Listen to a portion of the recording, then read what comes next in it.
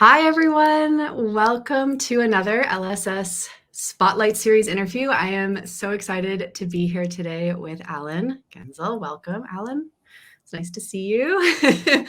And today we are going to be hearing about some really exciting, we were just chatting a little bit before jumping live, and we're going to be talking about some of the specific, I would say, discoveries and realizations that Alan has had over the course of a couple of years, I guess, at this point, while learning modular synthesis and kind of developing his musical practice, that led him to finding a musical setup and combination of instruments that he draws so much inspiration from. I'm going to let Alan talk about that in a moment.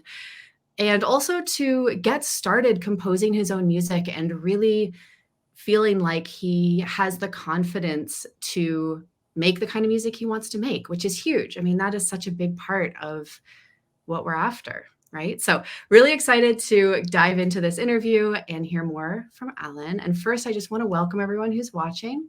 Hello to all of you out there. Say hi if you're tuning in live. It's always nice to see folks. Hello. Hi, Scott. Good to see you. Welcome. Okay, so let's go ahead and jump in. Alan, can you start us off with a brief intro, who you are and what kind of music you're interested in? Yeah, well, I'm an ex-project manager in investment banking. I retired actually 5 years ago this month. I have been interested in music for a long time, but not any sort of formal music. I did have some piano lessons when I was at school. I lasted a term, but my teacher used to rap me over the knuckles with a ruler if I hit a wrong note or mistimed it, and it rather put me off. But anyway, I got into listening to music. I had a huge collection of CDs and records. And then in the early 90s, I saw an advert for a Yamaha QY10 music sequencer. And I thought this was the size of a video cassette. It literally actually came in a video cassette. And I thought it'd be really fun to try and make my own music. Well, it wasn't quite as easy as I thought. I tried programming it and the results were pretty awful. Anyway, but I was interested in the technology. And for decades, I confess, I had bought a lot of technology, thinking each new piece would be the one that would crack open my sort of musical creativity. Most of them, I have to say, I found very difficult to work with because they really assumed they were based on keyboards, or they assumed you understood music theory and things like that. And there were very few that really inspired me. So anyway, we come forward. I retire. I went to Moogfest, the last one in 2019, and that was just mind-blowing. And I came across semi-modular and modular, and came back and bought my first modules. I was warned I was going to go down a rabbit hole, potentially, and I tried playing around with them, and I needed help. So I decided to see what courses were out there, and I came across yours. And what actually really sold me on the Learning Sound and Synthesis course was listening to your album, Underneath and Sonder, which you released. And it was something completely different. I'd never heard anything like it. The sounds were just fantastic. And I thought, if this is what this course is about, it's for me. Oh, wow. I didn't know that, Alan. Oh, yeah. Thank you. Yeah. Well, I'm glad that album was new and weird enough to capture your curiosity. That's so cool. You know, it's also a funny, just a little side note about Moogfest. That 2019 Moogfest was the year that I performed a couple of sets there.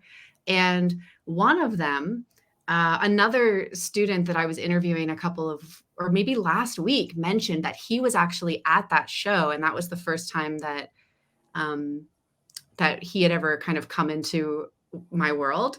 And that was where Underneath and Sonder began. So that record started with that live set at Moogfest, and then it was well received, and I decided to kind of keep working on it and record it into that album. So anyway, just a strange series of, small world synchronicities. Yeah, it is. So I signed up. That actually, believe it or not, was the easy bit.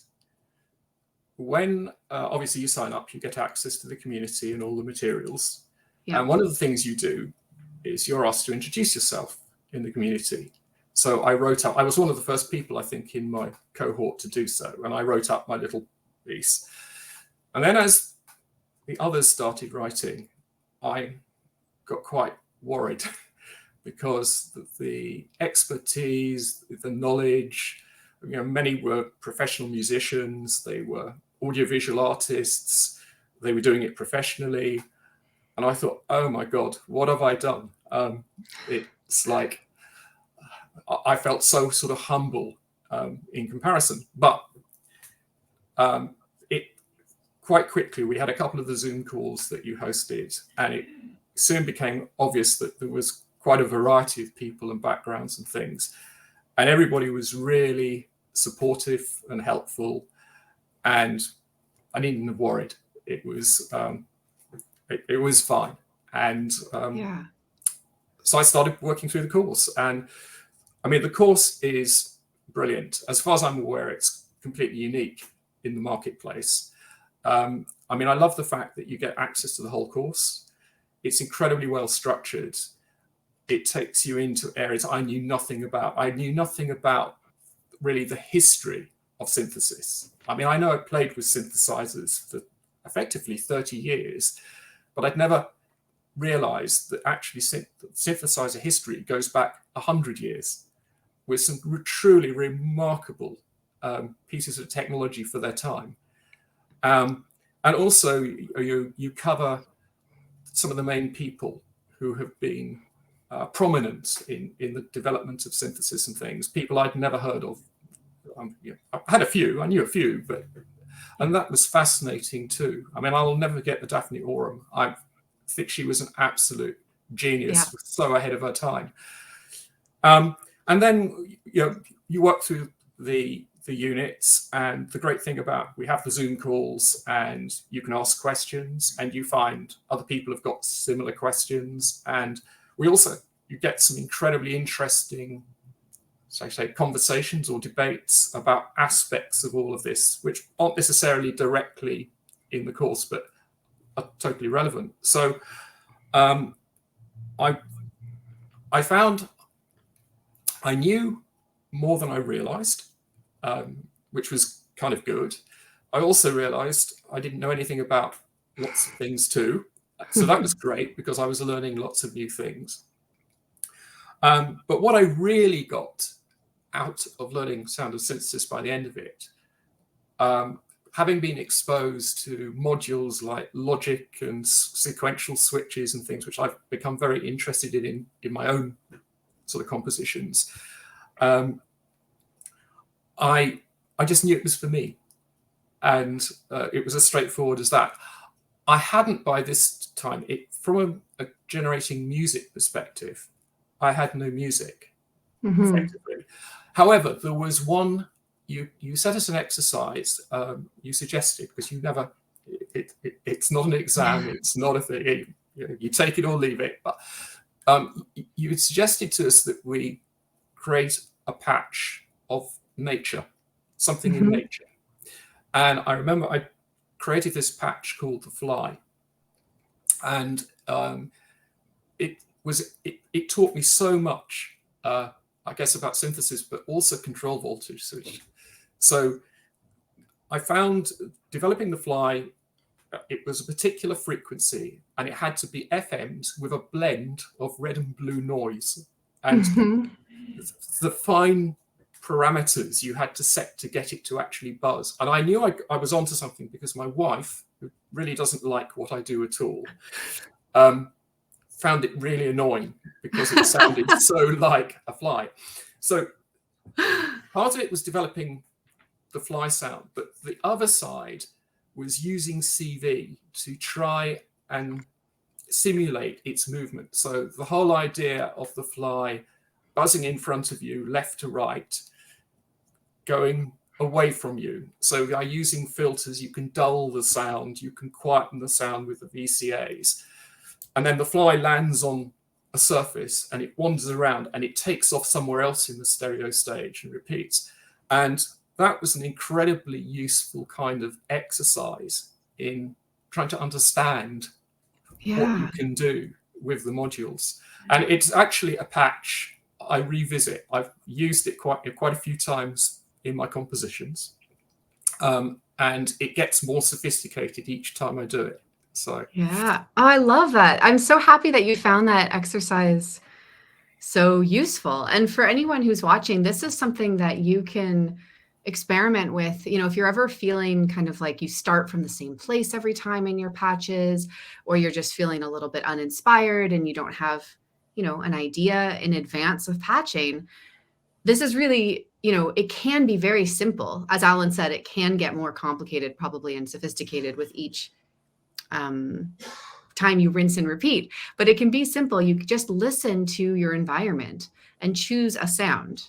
It could be that a fly that for some reason is, you know, stuck in your studio or your kitchen and buzzing against the window, or it could be a dripping faucet, or it could be a bird, something like that. And if you listen to that sound and you listen, like, how is it moving over time? You know, what's the pitch doing? Is there a pitch? Is it noisy? Does it start and stop? And like you said, Alan, is it moving across the stereo field, or is it in one place? Those are all really amazing ways to train your ears to be able to notice all of the nuance in a sound, right? And then once you break it all down and you go over to your modular, you can build it back up piece by piece. And it's just an amazing way to kind of open that part of your brain.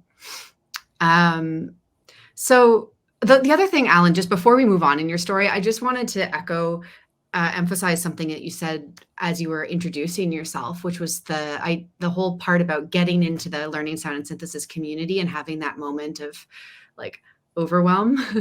What did I do? When you see everyone in there and you feel like they're all, you know, so much more advanced or professional than you. I just want to say this because this is important. You know, a lot of people I have heard will either worry about that or be fearful of that before they enroll, or they'll have that same experience where they get in there and they look around and they're like, yikes, like I'm a fish out of water here. But like you said, it really is, it is a supportive community that's full of people from every different stage in their creative lives, people who have a lifelong practice in sculpture or visual arts or game design. And then there's plenty of people who have no musical training or background at all and are getting started through this class. So I really want to say that because I never want anyone to get in their own way and hold themselves back for fear that they won't fit in. You know, my whole personal philosophy about learning is I want to be the like least experienced person in the room. I want to be in a room full of people who know what I'm trying to do and can do it 15 times better than me. That way I know for sure I'm going to grow, right? I'm going to listen to them and hear what they're saying and watch them do what they're doing and get better at my practice. So I love that you said that. Thank you for sharing that part of your story as well. Okay, let's move forward. So what happened next? You were going through the class, you were figuring things out, patching. Yeah, so we get to the end of LSS, and well, actually, the first thing I did, I actually didn't really touch a synth for 2 months because I sold off on eBay a vast quantity of what I would call my more traditional synths. And then I reinvested those funds and more down the rabbit hole of modular. But the most important one was I wrote to you for advice about a couple of synthesizers, and you came back and you didn't tell me which one to go for. You just outlined some pros and cons of each. And anyway, I chose to buy the more chaotic of the two, the Benjamin. And the Benjamin has been basically the instrument that has really changed my life. So I bought that, I guess, in the summer of 21. Mm-hmm. And we went away on holiday. It was a big family holiday. And we had some downtime. And whilst the others were watching TV, I'd taken away the Benjamin in an 84 HP rack. And there happened to be a PowerPoint on the veranda. And I went out there and I plugged in and I started playing. And I discovered, which I didn't know that this was a real thing, but for me, I had this amazing discovery called follow the sound. And I suddenly found I was able to generate kind of live improvised composition, which I recorded onto 2-track, which was something I had never been able to do in my life. So up until this point, I had a few good riffs, 8 or 16 steps long, but never really anything more than that. In fact, the longest piece of music I'd written was a 1 minute piece, which had some samples in it, which actually I found the other day, and it's okay. I'm okay with it. But that was the most I ever done. And suddenly I was recording 5, 8, 10, 12, 15-minute pieces. And it was just a game changer. I'm curious, I don't want to interrupt your flow, but I'm just curious, aside from, obviously you connected in a really special way with this instrument, the Benjamin, and it is a fantastic module designed by Rob Hordyke, for those of you who aren't familiar. But I'm curious to hear your perspective on what else do you think made that click? Because it wasn't just that you got this magic piece of gear. There was a lot more going on. So what else about it do you think made it feel like it was such a good fit for you? Okay, so if I had come across the Benjamin before I did learning sound and synthesis, nothing would have happened. Okay, so the difference was I now had a context to put the Benjamin in. I understood how to use lots of other modules to make it sing, if you know what I mean. So I was able, the Benjamin, because it has oscillators, it has a kind of sequence, the Rungler sequence, it has a filter, it has a lot of outputs you can use. And because I'd done the course, I suddenly knew what I could do with some of these things. And it wasn't just the Benjamin, there were other modules in this 84 HP rack that together meant that I could make the Benjamin do things. And I found the rack was, to me, like an instrument. It was more than the Benjamin itself. When you build a patch of modules, that's your instrument, if you see what I mean. And and all I can say is that really for the first time in my life, I found a symbiosis with it. I was just at home with it. I love that. I think also it freed me from having to worry about any music theory. So one of my it wasn't only that I was stuck in loops of 6 or 8, 16 steps. I also had this idea that everything I did had to be repeatable. Okay, and the Benjamin is the absolute opposite of that. There are things you can repeat on the Benjamin, but on the whole, every time you turn it on, it's in a different place. Yeah. And therefore, you just live in the moment with it. And that was an incredibly liberating discovery, because for the first time in my life, I wasn't trying to get myself in a situation where I could repeat what I'd done. And along with Follow the Sound, those are actually the two biggest revelations which have made the difference to me to be able to go on and do what I do. So that's awesome. Can we talk about them a little bit deeper? So the Follow the Sound idea, just to make sure that everyone is following the idea. Can you elaborate a little more on that? It's a form of, open listening as you're playing. How does it manifest for you? Okay, so essentially I make decisions on what I'm going to do based on what I hear. Mm-hmm. So my brain it will pick up rhythms. They can be quite hidden, actually, but I have a brain that will find patterns and rhythms, and you listen for them. And as you learn how filters work, how aspects of the benjamin works, you know that by making certain small movements and things, you can develop the sound, and you create a new sound, and then you've got a new sound to think about, and then, well, how could I move this to somewhere else, or how could I perhaps try and go a little bit backwards? And I think I'm not perhaps very good at explaining something like in academic terms, but for me it's actually really quite simple. The sound drives what I do. I just feel it. It's like something that goes through my body in a way. I then just react to it. And that's, for me, what it is.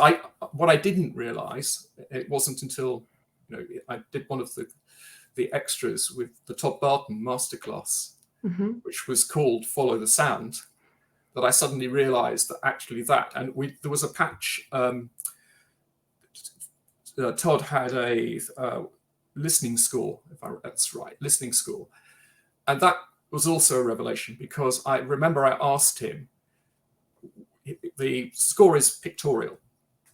And I asked him whether, if he played it tomorrow or the next day, it would sound the same. And he said, well, some of it might sound similar, and other parts might sound nothing like the last time I played them.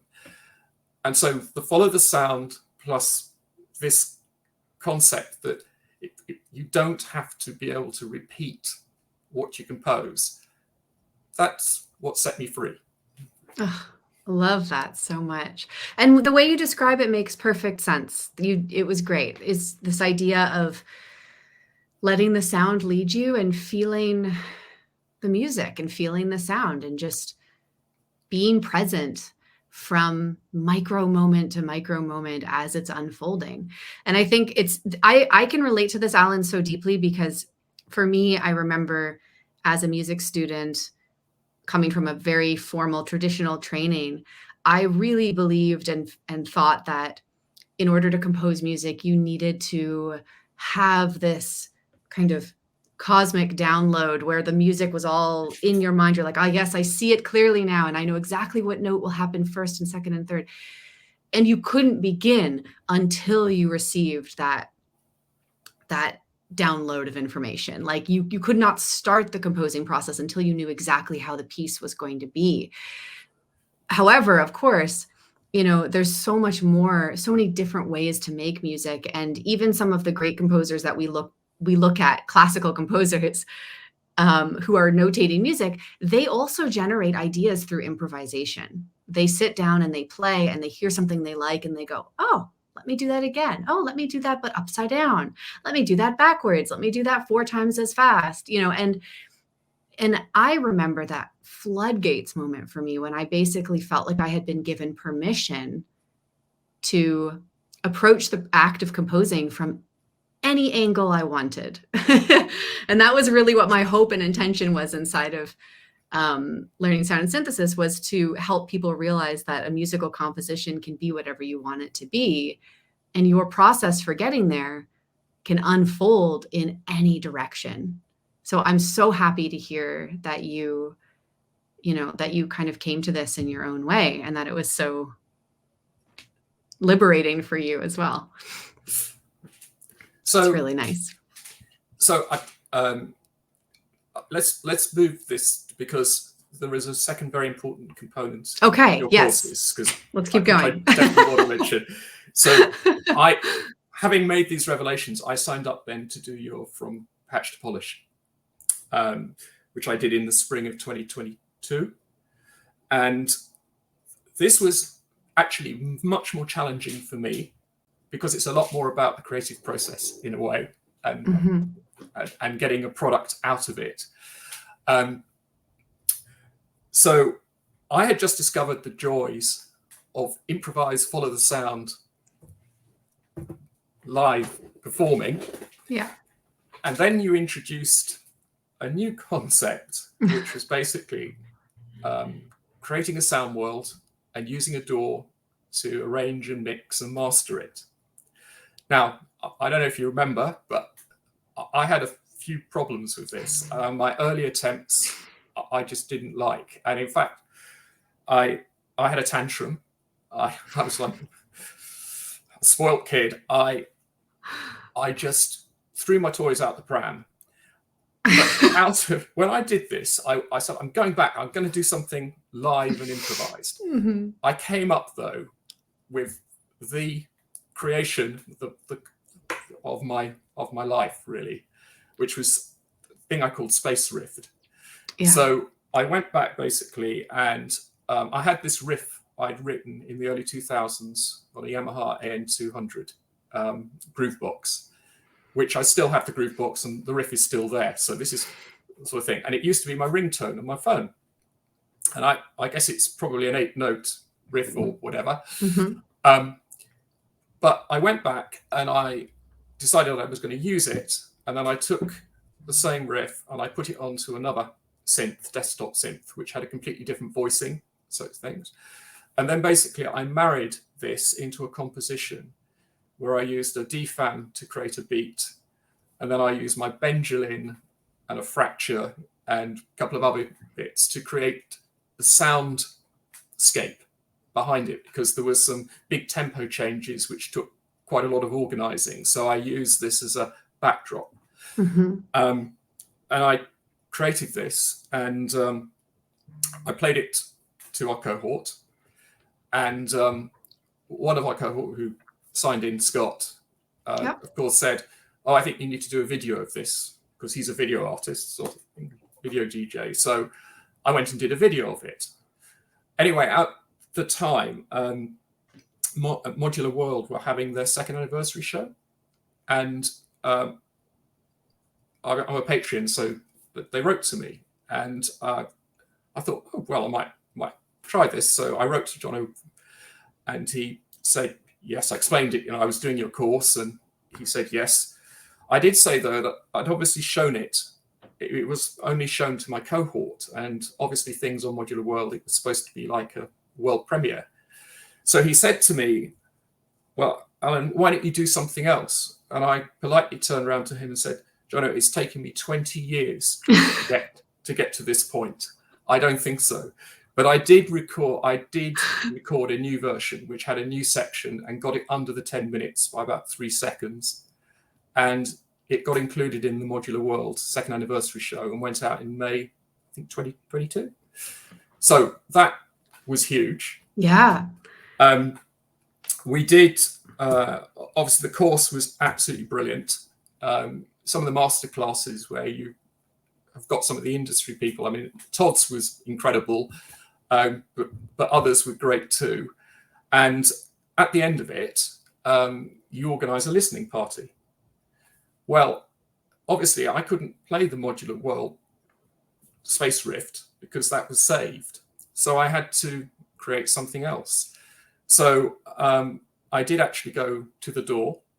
I mined my recordings for sounds, and I created the track All DAW for SBR as a tribute to you and your teaching.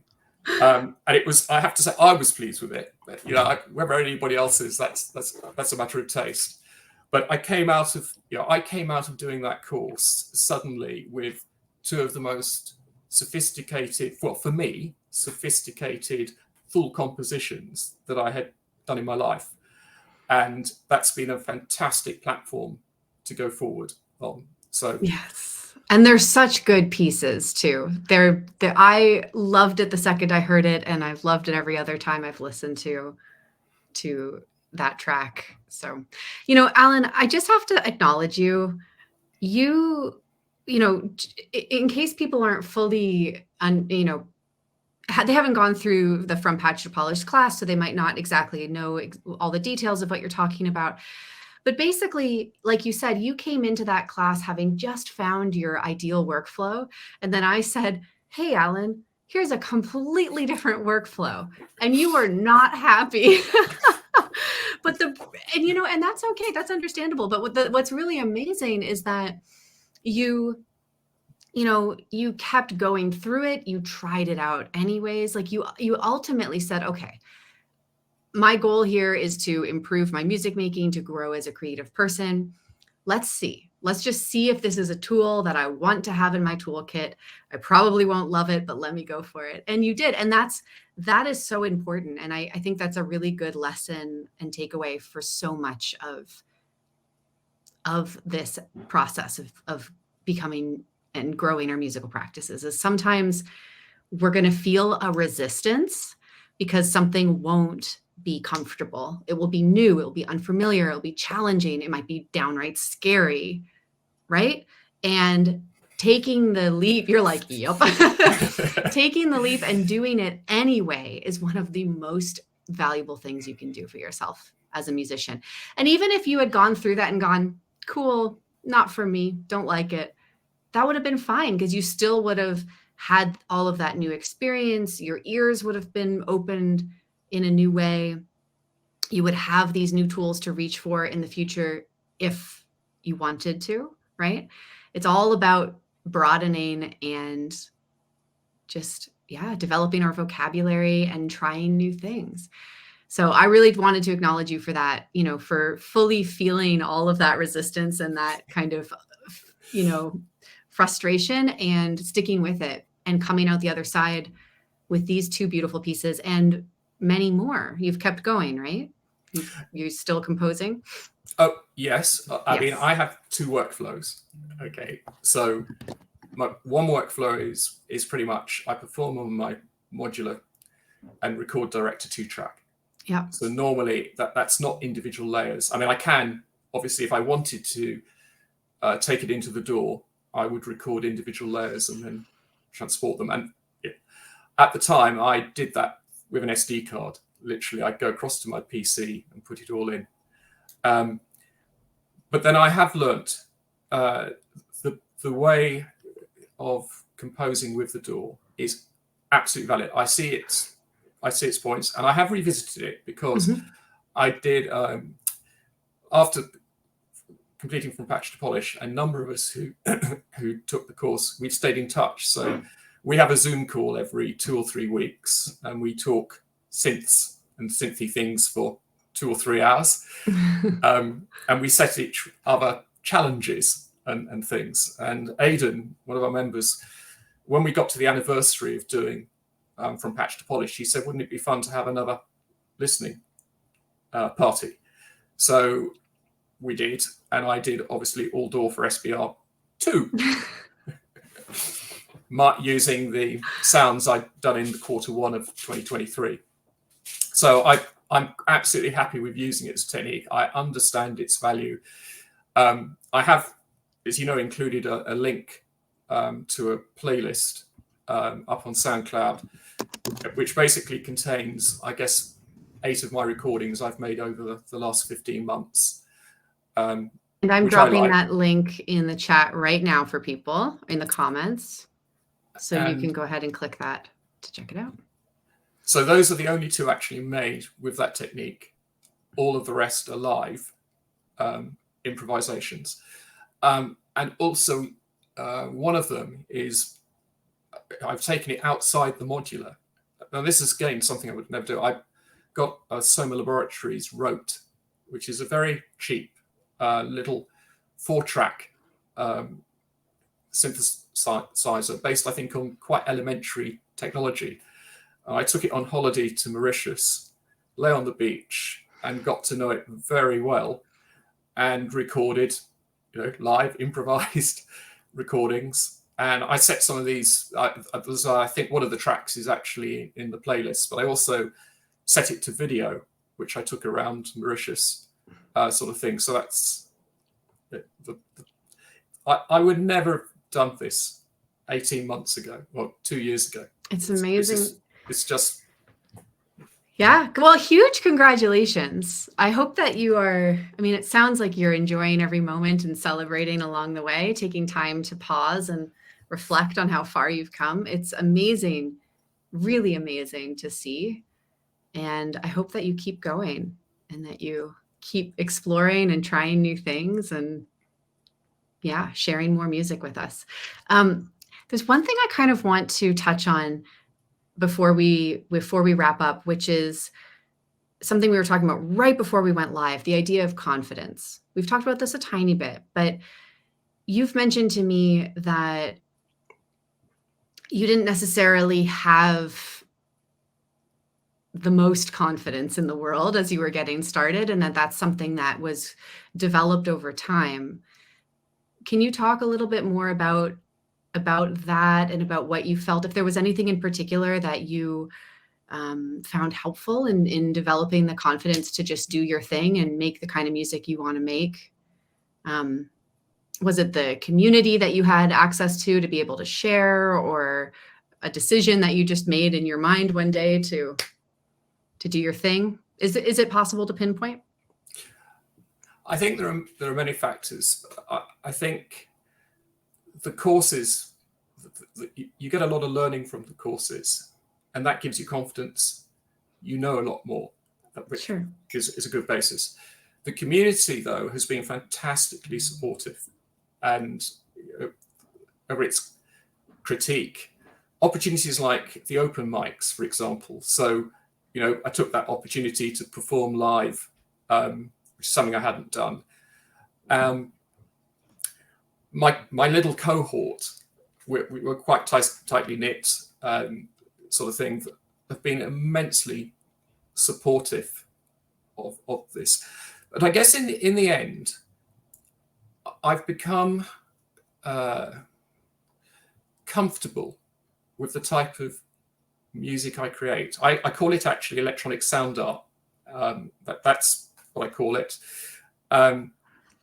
It isn't for everybody. It certainly isn't for my wife. And actually my sons and most of my family, that they're just not into it at all.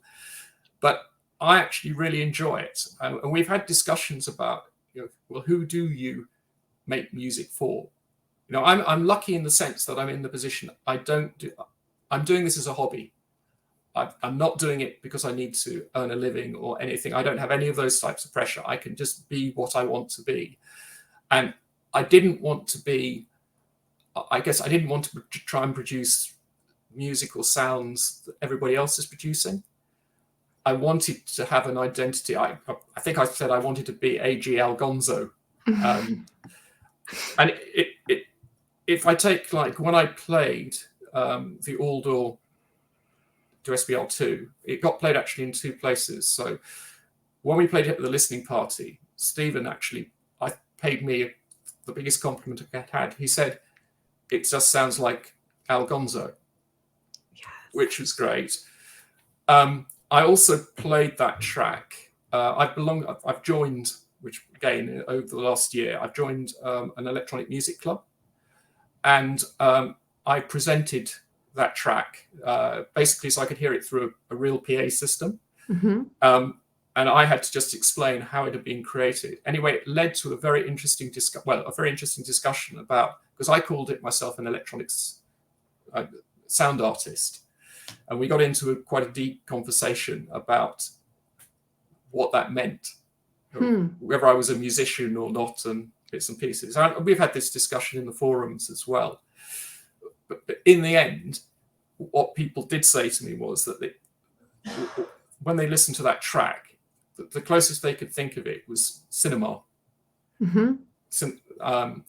But basically, nobody at the club is doing anything like that. So I think the confidence. I've got the confidence to be the artist I want to be. I don't know where it will go in the years to be. It will evolve and develop. But all I can say is that compared to 2 years ago, before I discovered your Learning Standard Synthesis course, to where I am now, it's like two different Allens. I'm well aware that it's not everybody's cup of tea. We had a garden party in our street about a month ago, and at the garden party, one of the neighbors, he has a band and they play very good covers of all, rock hits and things. Anyway, he knew I was into synthesizers. He came around and said, we'd like you to do a short set. So I did between theirs. Well, you couldn't have had a bigger contrast. I'm not sure what the neighbors, because it's the first time I've really performed to an audience that doesn't necessarily have any interest. I mean, our community is very supportive.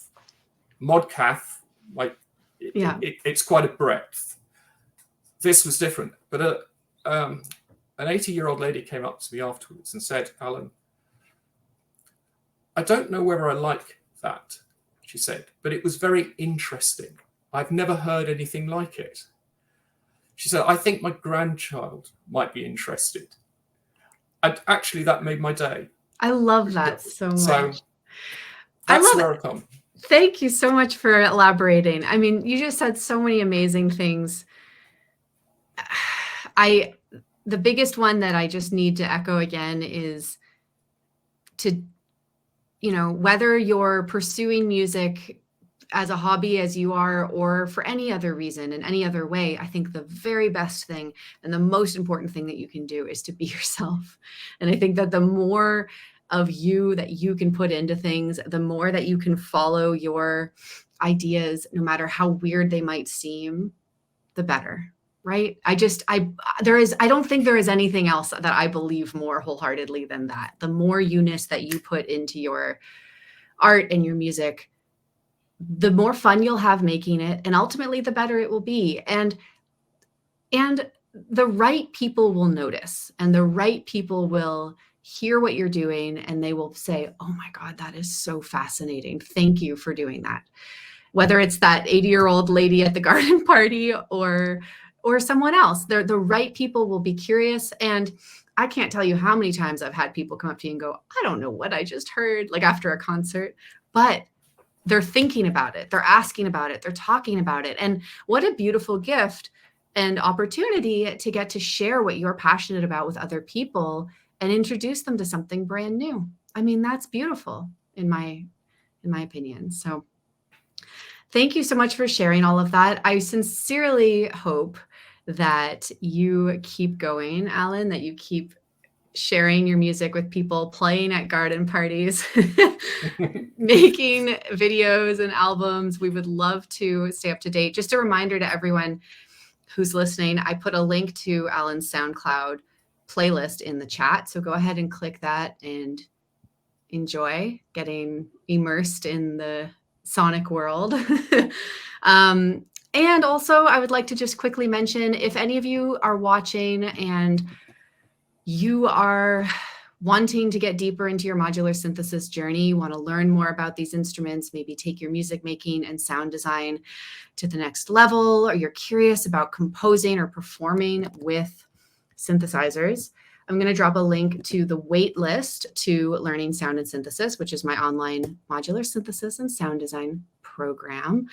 The next round is going to open up in the spring of 2024. And hopping on the waitlist just means that you're going to be the first notified as soon as enrollment opens, so that you can get all of the details and you can be at the front of the line to get yourself started.